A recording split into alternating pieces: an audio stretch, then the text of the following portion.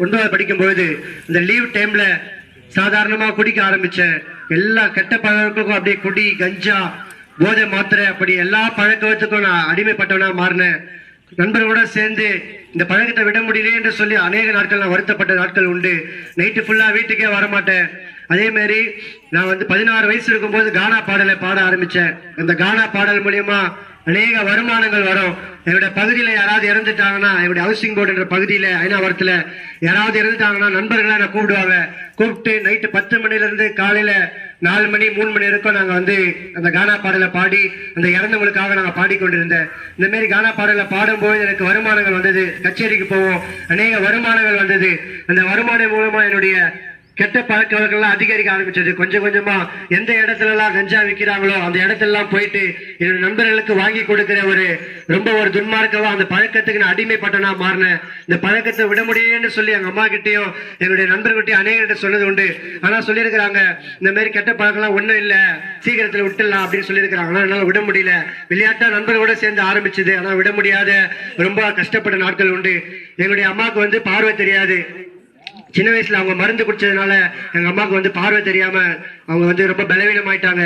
அதனால சபைக்கு போனாங்க. நிறைய இடத்துல போயிட்டு, நிறைய கோயில்கள்ல போயிட்டு பூஜையில எல்லாம் பங்கு பெற்றிருக்கிறாங்க. அம்மா நிறைய ஸ்லோகம் சொல்லி அநேக பூஜைகள்ல அவங்க பங்கு பெற்றிருக்கிறாங்க.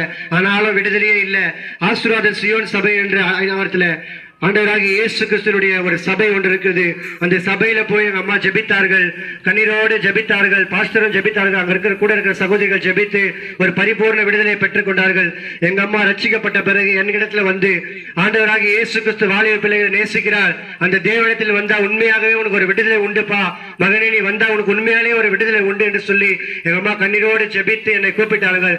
எனக்கும் போகணுன்ற ஒரு எண்ணம் வந்தது. போய் ஒரு 3 மாதத்துல எனக்கு யாருமே சொல்லல, எனக்குள்ளேயே அந்த இருதயத்துக்குள்ள உண்மையாலேயே ஆண்டவராக இயேசு கிறிஸ்து உண்மையான தெய்வம், அவர் உண்மையாலே பாவிகளை ரட்சிக்க வந்த தேவன் என்று என் உள்ளத்தில் அறிந்து அவருடைய நாமத்தை உயர்த்தும்படியாக இந்த பாடலெல்லாம் விட்டு ஆண்டவராக இயேசு கிறிஸ்துவை உயர்த்தும்படியாக எனக்கு கிருபை செய்தார். அதே போல கொஞ்சம் கொஞ்சமா என்னுடைய கெட்ட பழக்கவர்கள் விடுதலை ஆக்கினார்.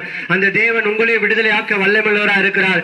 என்ன குடி பழக்கம், கஞ்சா, போதை வஸ்து, எப்பேற்பட்ட விட முடியாத அடிமைத்தனமா இருந்தாலும் அந்த ஆண்டவராக இயேசு கிறிஸ்துவை நீங்கள் நோக்கி பார்க்கும் பொழுது நிச்சயமாக உங்களுக்கு ஒரு விடுதலை உண்டு. உங்களுடைய நம்பிக்கை வீண் போகாது. இது மதம் அல்ல, மனமாற்றம். மனமாற்றத்தை கொடுக்கவே ஆண்டவராக இயேசு கிறிஸ்து வந்தார். மதம் மாற்றத்தினால ஒரு பிரயோஜனம் அல்ல, மதத்தினால உங்களுக்கு ஒரு விடுதலையும் அல்ல. அந்த ஆண்டவராகிய உண்மையான அந்த இயேசு கிறிஸ்து, அந்த இயேசு ராஜாவை நீங்கள் உண்மையாக நோக்கி பார்க்கும் பொழுது உங்களுடைய வாழ்க்கையிலும் எப்பேற்பட்ட கடன் பிரச்சனையா இருந்தாலும், எப்படியாப்பட்ட அடிமைத்தன காரியங்களா இருந்தாலும், என்ன எப்பேற்பட்ட துன்பமான காரியங்களா இருந்தாலும்,